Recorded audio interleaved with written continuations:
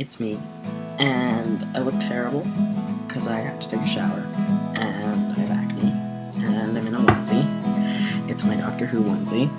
Yeah. So, you know, just make do with what I am right now.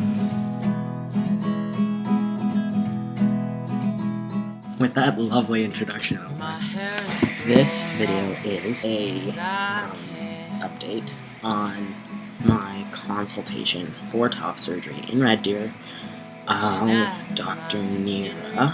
He was super nice. My mom came with me. It went well. I mean, my mom was basically in love with the guy before she even went in, because he went to Harvard, I guess, and has all these awards on the walls, and I'm like, okay, Mom, just calm down. Like, oh, I'm really impressed with his qualifications.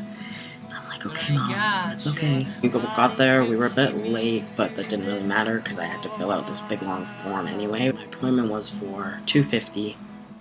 We got there at like 3:05, and then I wasn't even in to see him until like 3:45.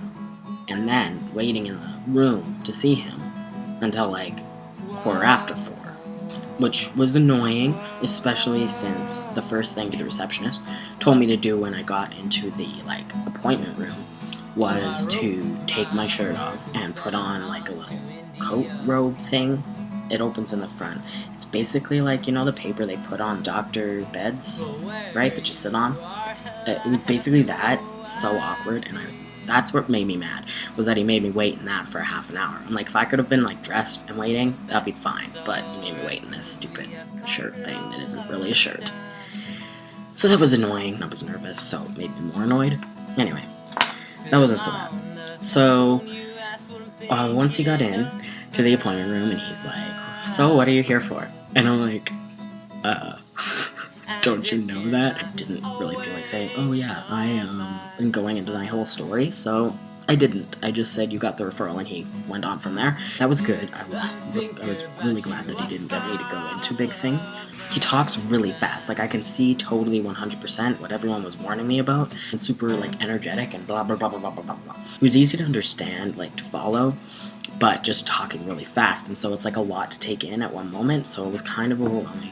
Like, he was talking about his history of trans patients and whatever, and he's like, people are always really happy with the results. He's never had any trans patient who hasn't been happy with their results. Like, anything is good for them, you know? Like, and I understood that to a point, and I'm like, there are some circumstances in which I wouldn't be glad with my results, but I mean, in any case, I will be flat and not have to bind, and that will be good enough for me going forward, you know? So I totally got that. Anyway, then he's like, okay, let's take a look. And so I opened the thingy, and he got me to stand up, and he just went completely silent. He did the whole pose, like, and just stared at me for a good, like, full minute. Just silent staring. He goes up, and he's like, prodding me. It wasn't dysphoric or anything, because I was kind of prepared for it, but it was awkward. Oh yeah, before he did that, he was talking about the different procedures and how he could save the nipple or not, and do nipple grafts or whatever, and all the different kinds, right? And so then he looked at my chest, and he was like, probably gonna have to do nipple grafts because they're really hanging, like they're not gonna be in the right spot. And I was like, I knew that already going in. He said he'd see us a week after, but if he thinks that the drains need a little more time, then he'll leave them in, and we can pull them out at home. Oh, seriously, you just pull them out? I'm like, oh, okay, whatever. But he said I could go to a doctor to get that done too. Anyway, I will have a post-op appointment a week after in Red Deer, so he can see what's happening and see about the nipples are the most important thing. He said that he needs to see if they're surviving or not, and because if they're not, he needs to do something about it right away. And he asked if we had any questions. I went through my list of questions that I had, sort of, kind of, because he had answered most of it already, like the nipples and placement, whatever. He said possibly could be about May or June.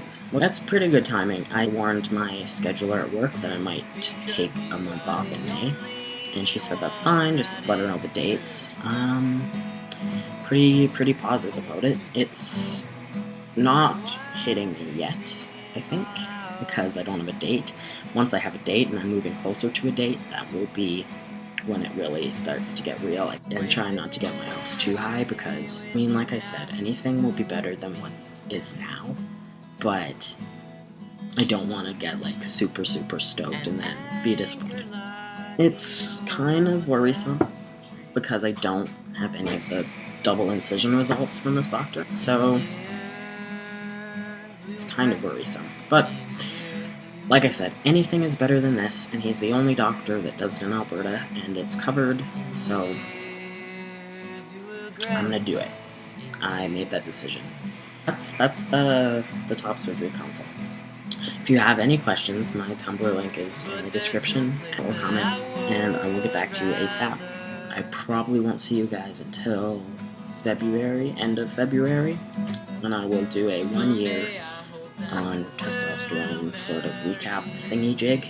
I don't have a lot of footage because I lost it all in my computer crash a few months ago. Anyway, so yes, I will see you guys in February. Later days. Bye.